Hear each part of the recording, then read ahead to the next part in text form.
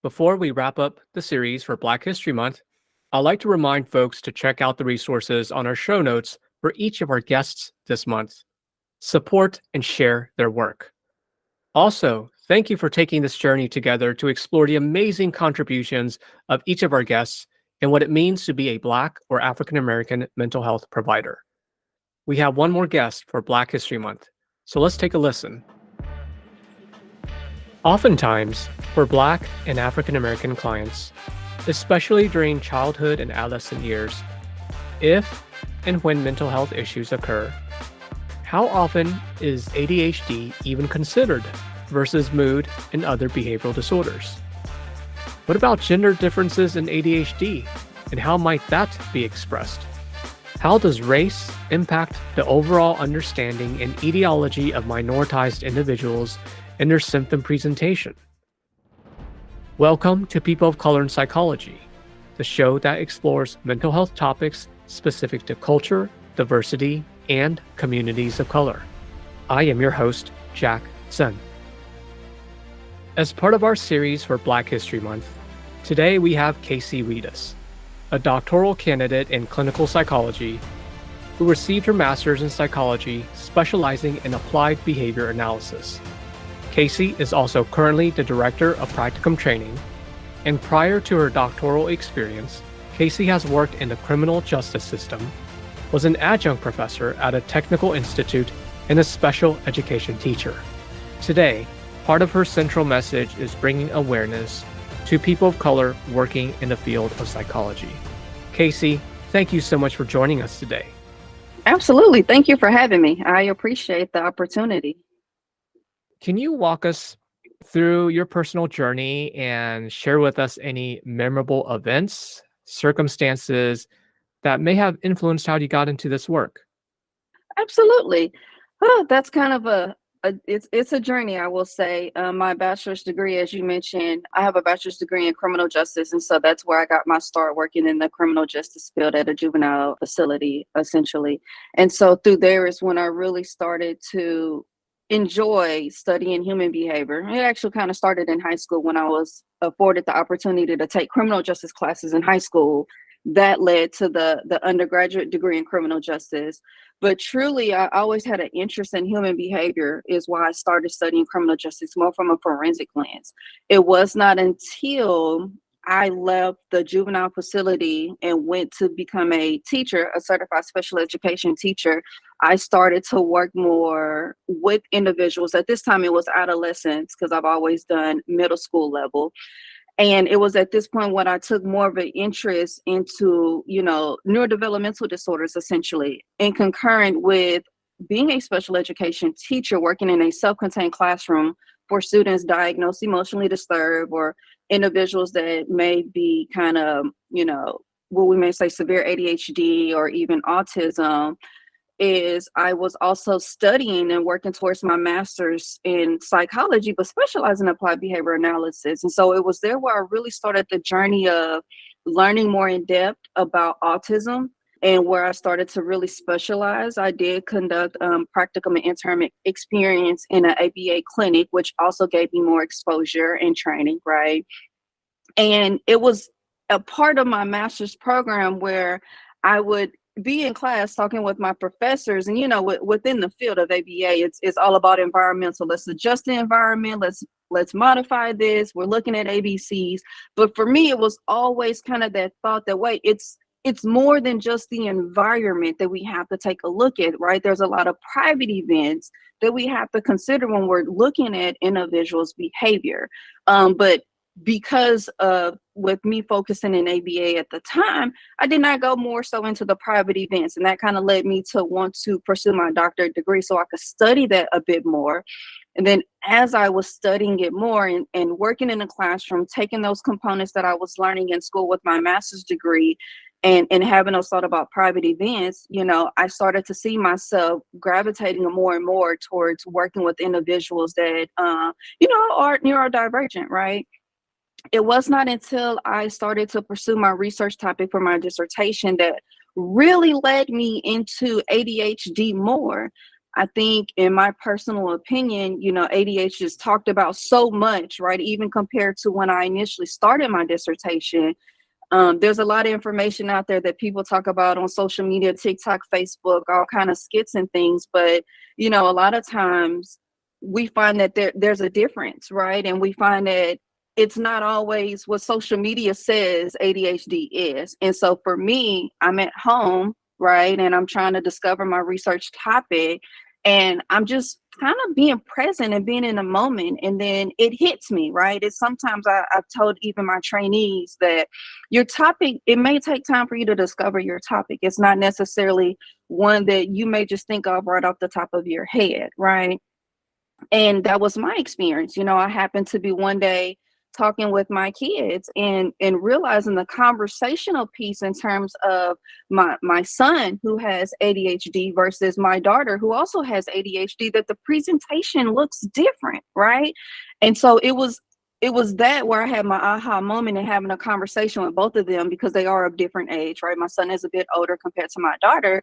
And telling him, hey, you did the same thing, it just looks a little bit different in your sister. Or, hey, you do the same thing, it just looks a little bit different in your brother. And it was there where I found myself starting teaching and studying it more, to where I was like, you know what? Here's my dissertation topic, right? And it's Wow. also something that I'm passionate about because they're my kids, right? And I want to Yeah. learn and study more of how I can work with them and how I can help them. And then that took to, you know what? I'm curious, in our field, are other clinicians doing the same thing? Yeah. And so that's what kind of led me to my dissertation topic, to where I'm at now. Even through my internship experience, working with the population, I've also seen, differences as well.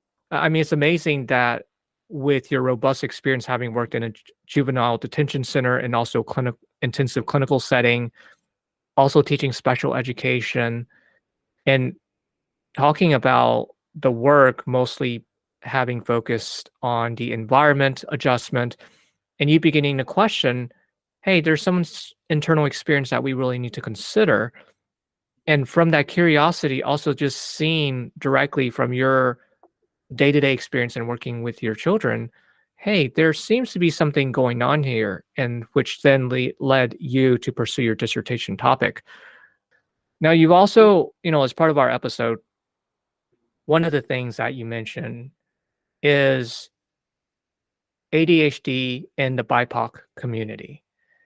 Can you just share with us some of your experience, directly working in the classrooms, as well as some of just your research and what you've discovered so far? Yeah, absolutely. So I will say, definitely the experience. Let me start off saying this: in a criminal justice system, right? It's when I was there at that time, because that was over 10 years ago, it wasn't necessarily that we was, work. I wasn't working with them in a therapeutic stance, essentially, right? I was a detention officer and a boot camp officer at one point. And so there was that question from a detention officer perspective, does this juvenile essentially have other difficulties that they're experiencing? But that wasn't our area to consider. So it wasn't that, oh well, we're going to adjust with this child because they have ADHD, right? So that part was completely kind of like off limits for me, right? They would have therapeutic services, but it looked different in the system at that time.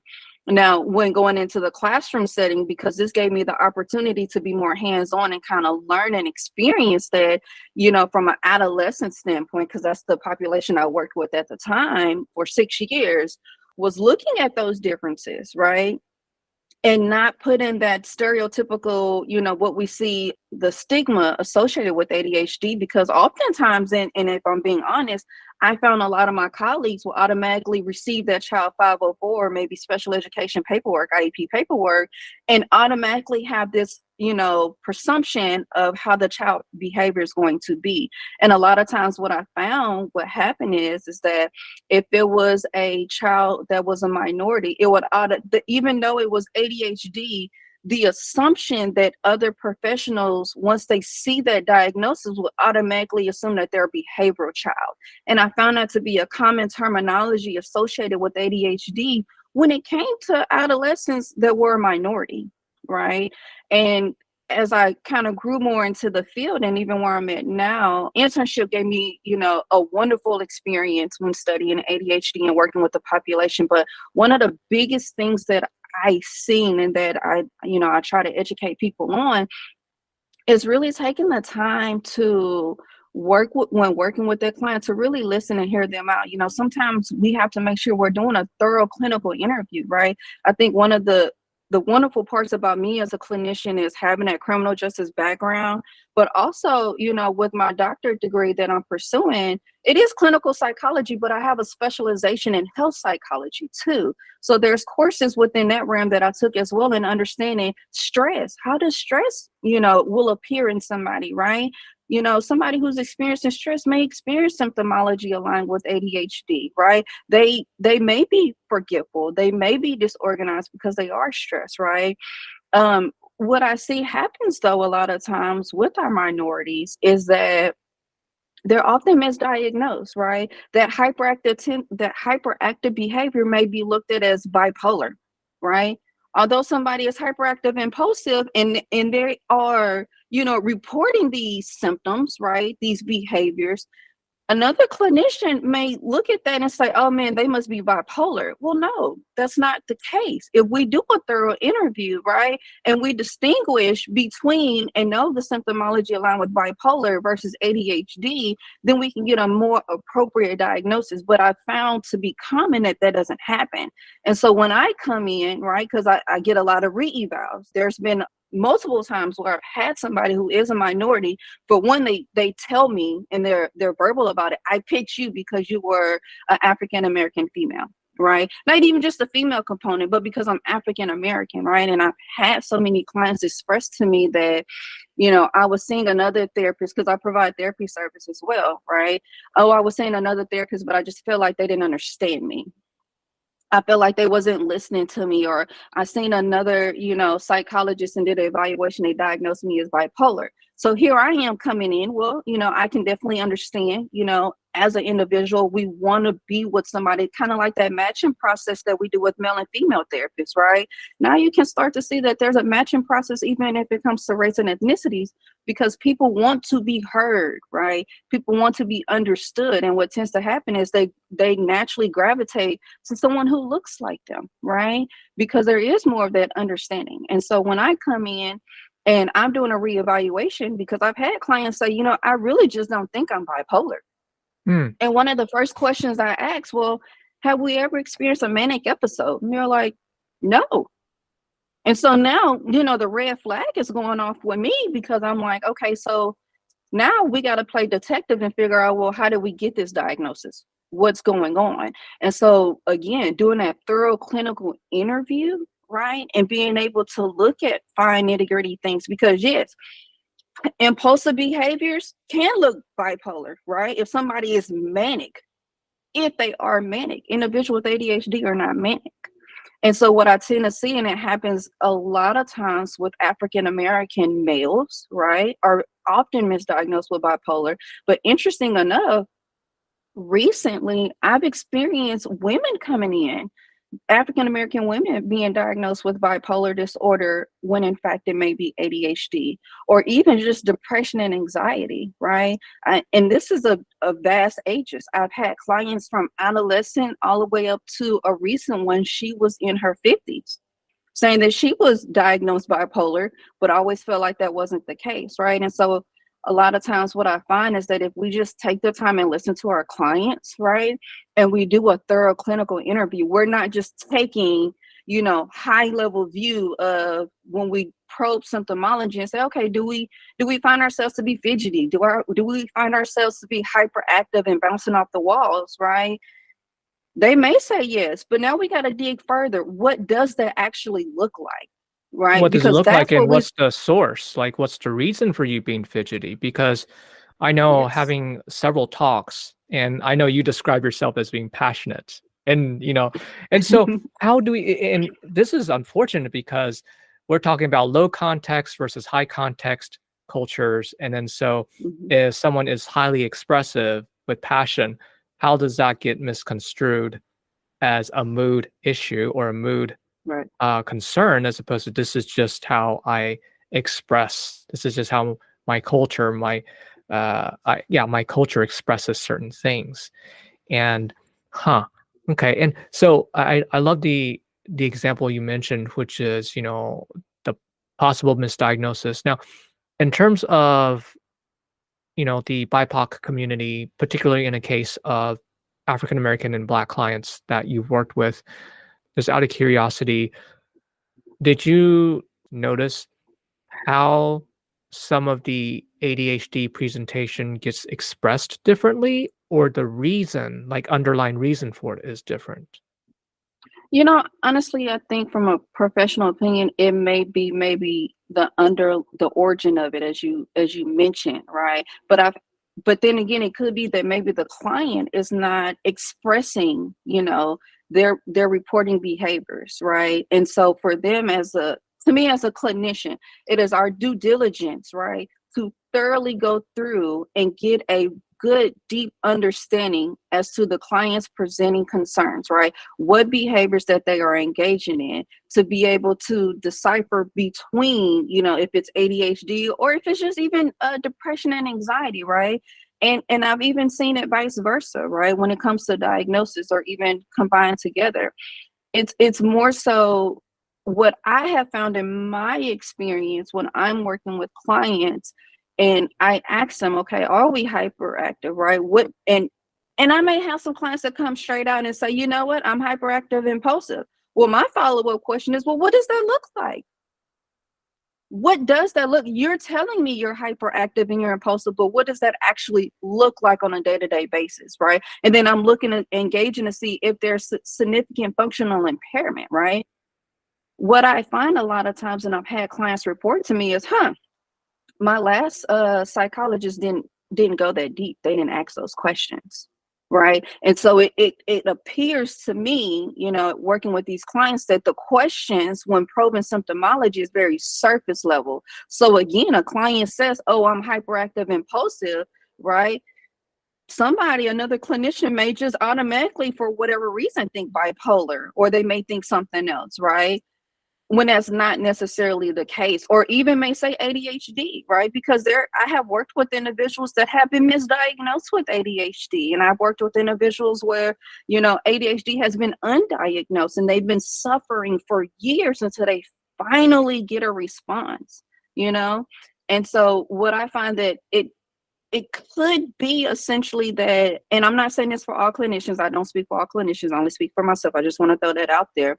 But what I find as I'm working with these clients is that perhaps, there's not a lot of deep, underlining probing of symptomology to really get a clear picture if this is ADHD or if it's not ADHD. And if it's not, then what is it? Yeah. You're talking about part of this, the depth of the clinical interview. I am also Yes. curious about differential treatment.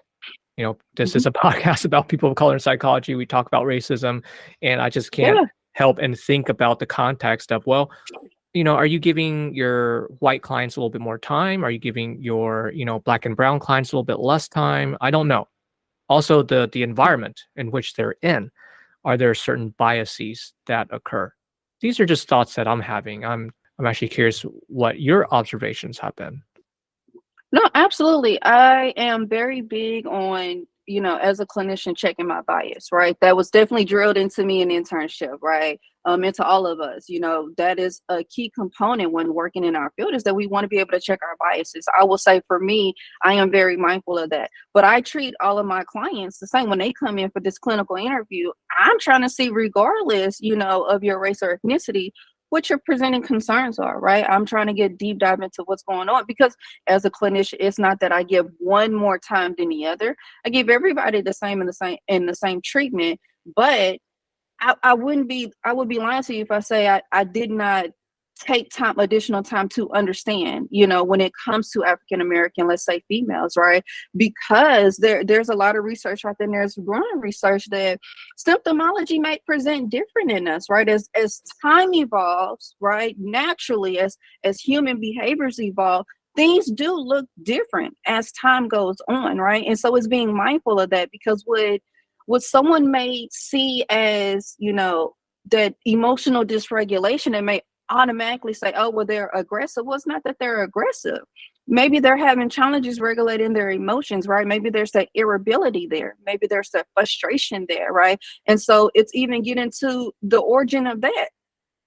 Because if that emotional dysregulation occurred at the same time of those developmental periods, right? Because emotional dysregulation is a component of ADHD. So it's not necessarily to prejudge and say, oh, well, you are, a minority individual and you're irritated, you're frustrated. Oh, you have this diagnosis, or oh, you're just depressed and you're anxious, right? Even for women, research shows us that women internalizes their challenges, right? Hence a lot of times why they go miss or undiagnosed with ADHD, right? Regardless of the race or the ethnicity behind it.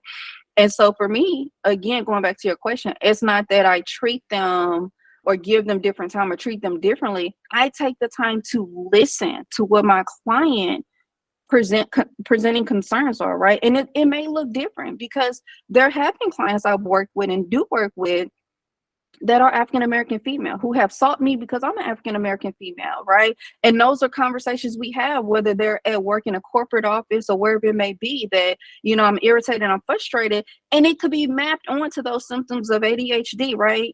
Gosh, Keisha, I'm just having so much trouble completing my assignments on task. I'm tired of working on the weekends. Who wouldn't be frustrated and irritated, right?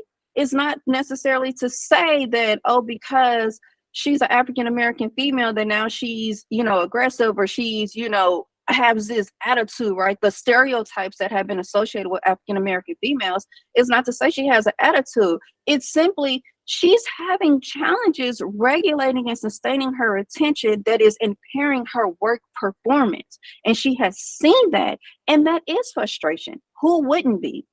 Yeah. You just hit on something that is so clear, right? You're talking about a mediating pathway, basically the rationale. Hey, this so-called emotional dysregulation isn't an actual emotional dysregulation. There's a precipitant to it. There's a cause to it. It's not like, your client is doing this consistently. There's circumstances that have basically bubbled up and created this tipping point where this particular client may be more emotionally dysregulated. The other thing too, it's not like people are consciously going to their session thinking about Black and brown, Asian clients or, BIPOC clients are this way. Most people aren't doing that. And that's the challenges of biases. We're not aware. Right. And that is why we have these conversations, to learn and to challenge these assumptions. So Casey, for you, what does it mean to be an African American clinician? That is such a loaded and powerful question. And I've gone back and forth in my head thinking about it. But, honestly, for me, what it means is to be aware, right? It's to bring awareness. For me, it means a lot to me. Let me say this, because I do have, right, two young, beautiful African American girls. I'm a mother. I do have an African American son, right? And so for me, it allows me to, one, kind of be a model to them and show them that, as individuals of color, these are things that we can do too, right? We can accomplish too, because I have been in a space, right, in a room where I was not heard or I was not spoken to because of the color of my skin. I have walked into a meeting where I was the only African American person in the room, right? And then when that happens, there have been times that I have not been listened to, right? Or I have not been spoken to. And so I've been in those spaces. And for me, one of my take home messages is the awareness part, right? It's to be aware. That's not the case. I'm passionate about what I do because it does touch home for me, but also because there should be more awareness, right? It's to the point where I get clients that come in and they're picking me because of the color of my skin. And again, I understand, right? When you are an individual that has experienced not so good opportunities with other therapists or clinicians or what have you, right? You do start to seek and say, you know what, I want somebody who's going to understand me. I think the biggest thing for us as clinicians is to listen, right? As as a trainee, I was taught that that's what you're supposed to do, right? From a forensic lens, right? You go deep down and you develop an understanding, regardless of what the person looks like on the outside, right? We're trying to figure out what is going on, right? And what I find is that sometimes that's not happening with all of our BIPOC community clients. And it's sad that it's like that, right? But I feel like for me as a young individual aspiring psychologist to be coming into the field and navigating the field, one of my biggest things as part of my professional identity is to advocate, is to teach, to provide that psychoeducation, right? And to teach other people, even if it is trainees, right? That multicultural competence. There's a lot of times it seems as though we tend not to take that as serious, or it's just kind of one of those competencies that's there, like, oh yeah, we know, but are we really paying attention to it? And the biggest thing is if you sit and you be in a moment with your clients and you really listen to them, right? And ask them, right? I don't know everybody's culture, but you know what? What I do if I don't know their culture, I ask them, teach me. The best way to learn when it comes to the multicultural component is not just necessarily going to the research and what it says, but asking your clients, learning firsthand through your clients. And I do that regardless of anybody's race or ethnicity, because if I don't know the culture piece that goes for you, how can I really help you? Because that's a big piece of who you are as an individual, right? And so part of my professional identity is, yes, I am a forever learner, but I learn from my clients, right? And a part of their learning is also me advocating, teaching them how to advocate and providing that psychoeducation to other people within the field in terms of, again, is it really ADHD? Is it not? Is it, let's take a look at the cultural, aspect to this and what's really going on. But most importantly, I tell people, just if you be in a moment and listen to your client, they're going to give you a lot of information that you need. We just have to be thorough and not rush the process and automatically say, oh, they're doing this behavior, so this is what I'm diagnosing them with, because that's not always the case, especially when we get to talking about trauma, right? That trauma piece of itself may present differently in everybody, and it does, because we all know trauma looks different for everybody, right? And so it's even taken into that factor, because again, I've worked with clients that was diagnosed with a disorder when in fact it was trauma, right? And so it all goes back to being present, being in a moment, and doing our due diligence for our clients. Yeah. Well, thanks for sharing that. I mean, just this idea for you being an African American clinician carries a lot of responsibility. Yes. Also, a sense of empowerment and paving the way for other clinicians as well as your children, modeling, hey, we are competent, we can do this together. Yeah, Yeah. absolutely. So we see it across different areas, but going back into the psychology world, yes, it holds dear to me. And for me as an African American female into the field, there's pride attached to that for me, right? There is a lot of sense of pride, but not too much to where I'm not doing what I'm supposed to be doing and I'm not checking my bias. It's just more so I have learned, you know if it was the other way around, would I want to be misdiagnosed with something or undiagnosed with something because of the color of my skin, because of the community that I'm in? And when I find that the answer is no, then I'm gonna treat everybody the same, because everybody should be. But in the world we live in, I understand that that's not true, right? And it doesn't happen for everybody. And I've experienced that personally, and I've experienced that working with clients. So my role, right, in the field is to do that due diligence, right? To be that support for individuals within the community, right? So that they do have somewhere to turn to, somebody who will understand them and not jump and say, oh, well, you just have, the Black girl attitude. So yeah, they think that the irritability and that frustration is the attitude part, when it's not. It's somebody who is struggling, and naturally, right? Somebody who's struggling may start to get irritated or frustrated, right? And so it's really diving deep and getting a clear understanding of, like you say, the origin, and really investigating what is going on, and always considering that cultural piece that goes to it. Yeah. Casey, thank you so much for sharing that. Now, what does Black History Month mean for you? Oh, for me, it means a lot more so because my birthday is actually Juneteenth, right? Yeah. So Wow. for me yeah, absolutely. For me growing up, it was definitely talked about, right? But more so when I learned and I got older, the meaning behind Juneteenth, right? So even now for me, I celebrate my birthday just a little bit different, right? Because it's not just my birthday, but it's Juneteenth. And so, Black history for me, is empowerment, right? To me, in my mind, right? Just as an African American person in general, Black history is all year round for me, because every day I wake up and I am Black.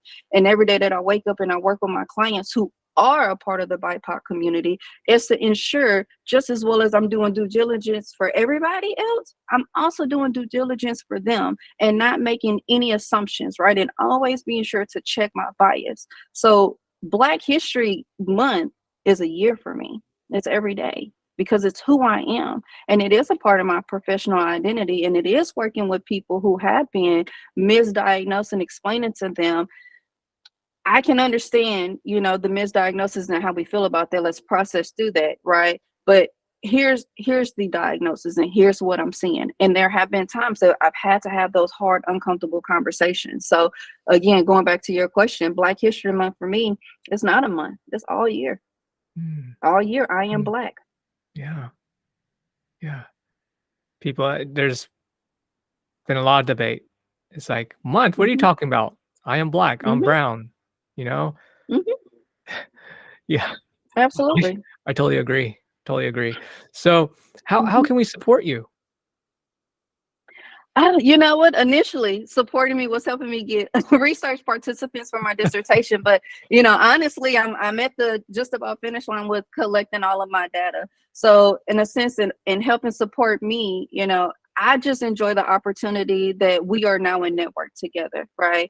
A part of my professional identity has been, and I've been more mindful at this part of my dissertation journey, getting ready to graduate soon, is networking more, right? The way that we learn is by networking and having these conversations with other professionals in the field, right? Whether they are master level or doctoral level. For me, it's working with everybody in the field. And so for me, the best way to support me, I would say, is to allow me the opportunity to continue to network with you, and everybody who listens to your podcast. I really want to be an individual that is more out there than what I have been. I've always kind of been behind the scenes, but now, as I'm, being more grounded into my professional identity and growing within the field, I'm just looking for more network conversations, right? More network opportunities to meet people of vast diversities, right? Because that's how we can better support our clients, right? If we are an individual that only sticks within this box of people that we support or that we spend time with, how are we ever going to learn? And if we're not learning, then we're not doing best justice for our clients. So